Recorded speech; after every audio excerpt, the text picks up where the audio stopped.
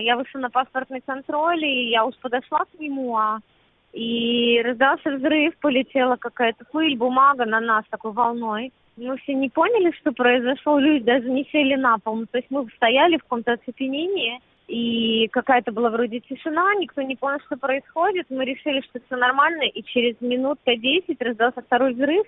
И вот тогда началась паника, и полиция и паспортный контроль стали нас отгонять в зону трансфера, и я только успела присесть на пол. Сразу обрубили связь, интернет. Мне никто не мог дозвонить. Были выстрелы. После второго взрыва и во время третьего взрыва сначала раздались выстрелы, потом был третий взрыв, когда я уже сидела в зоне трансфера. То есть все это было внутри аэропорта. Это неправда, что это было на паркинге. Нас потом выводили через живой коридор из аэропорта через паркинг. Паркинг был целый.